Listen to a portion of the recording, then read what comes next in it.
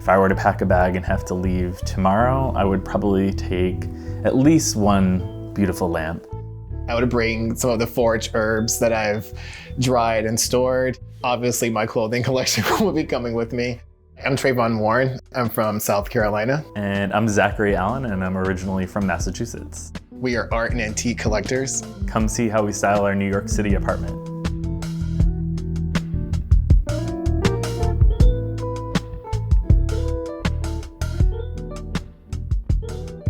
So while you want your entry to be beautiful, it should also be functional. There's specific items that we felt important to have in the entry. For example, a chair where you can sit, you can take your shoes off here. It's important to have lighting in your entry, so when you come in the house, you can flip the switch and it's automatically inviting, creating a warm space for you and your guests when you first enter the home.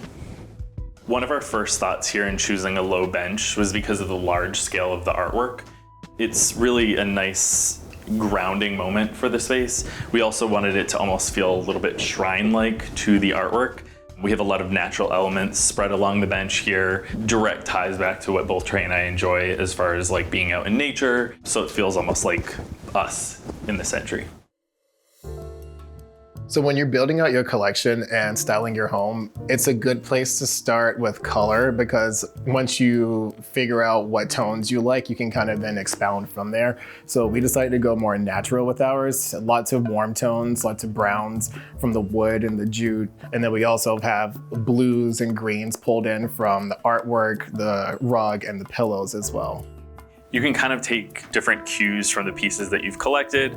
If there's small hints of color in something, you could kind of repeat that in other areas of the space. Like this yellow over here, which you can find in this painting as well.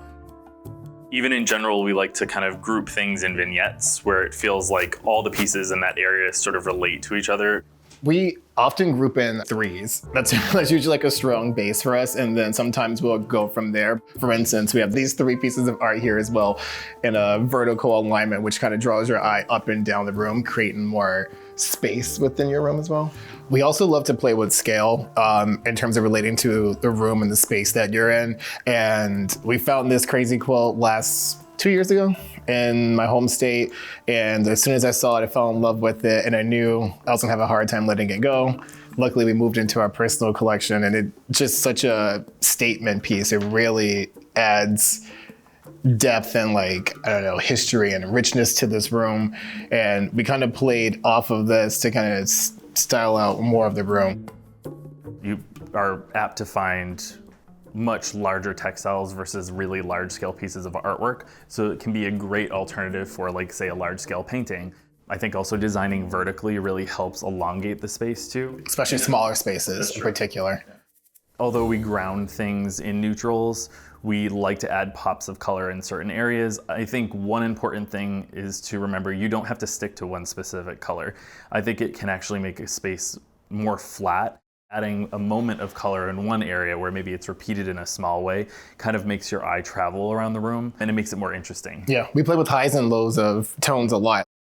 The 5 trends that I would say that we really love would be the natural material and color story, handmade folk art, outsider pieces. We love Art Deco. And sculptural lighting. We love it, we live with it, we sell it, but we also think that it's a really important trend right now. It seems like lighting, whether you're buying new lighting or buying vintage, it has to be sculptural, it has to be special, it has to be its own thing.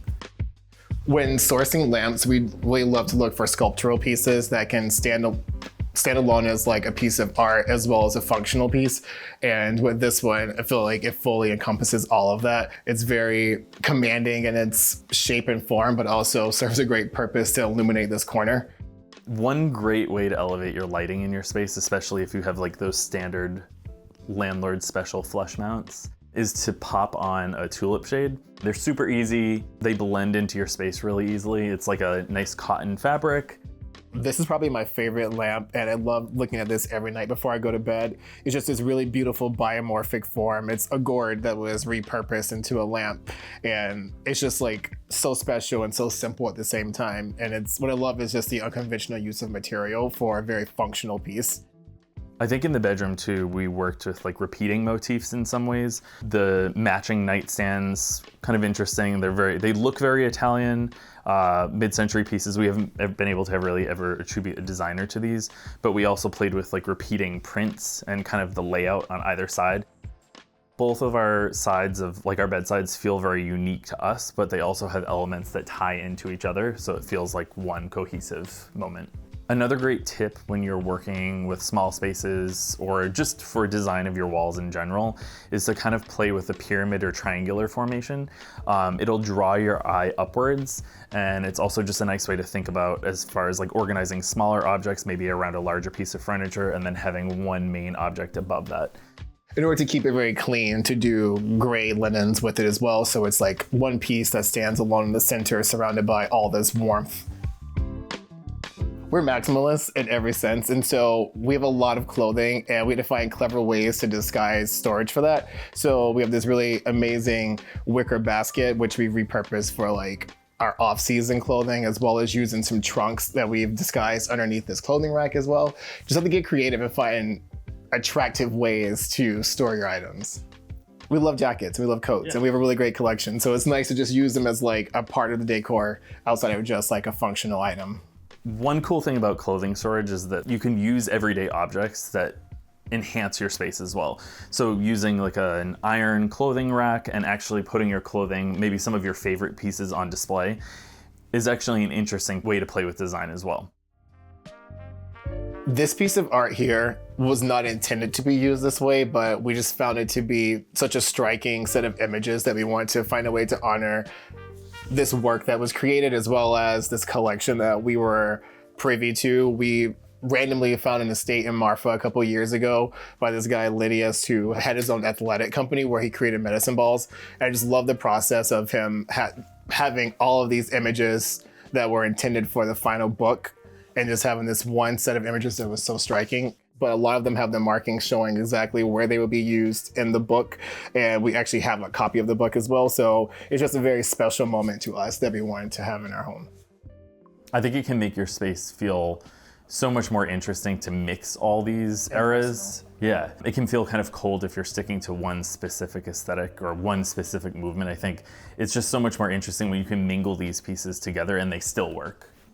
Part of what's great about vintage pieces too is that like it's okay to show that history. I think that was what makes it so much more interesting, and what can make your home feel so much more layered and storied is to show the history of a piece. Like that's important, and it's also just really cool that you're living with pieces that have lived a life before. One great tool is to just start looking at like vintage accounts that you like, or just home goods accounts that you like in general. Going to the stores too. Like you don't have to buy anything, but go into the stores and familiarize yourself with like material and condition and these little things you want to look out for. And so down the road, you're not caught up by surprise in terms of like, oh, I thought this was real brass, and now I polished it and the whole finish is gone. It's just metal underneath. It's like, and talking to dealers, like talking to vendors, I think that they're so knowledgeable and their whole lives are wrapped into like finding out that information and being able to tell you about it.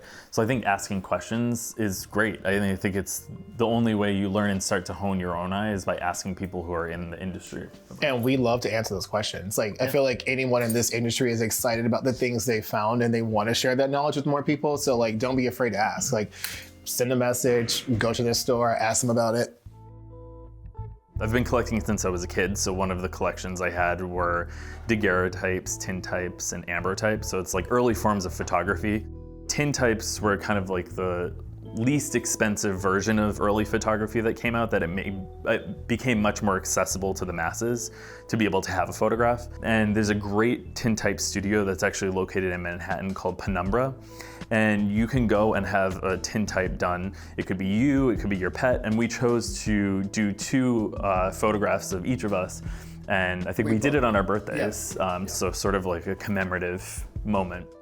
I think we are really drawn to figural and humanistic pieces. I think a lot of people can see themselves in these objects or these photographs. It's like a connection back to the past and connection back to other people. And the human form is just so beautiful, and all of its different like facets and shapes. Having different representations of different people, body parts, body types gives you a sense of compassion and understanding for other people when you're surrounding yourself with a lot of diversity in your imagery. living with history and art helps change you as a person because it opens your eyes to movements and time periods and aesthetics that you may not have been too knowledgeable about in the past. And I feel like it helps you educate yourself in a lot of things as well. Like we're constantly learning, all these pieces around us constantly inspire us in different ways.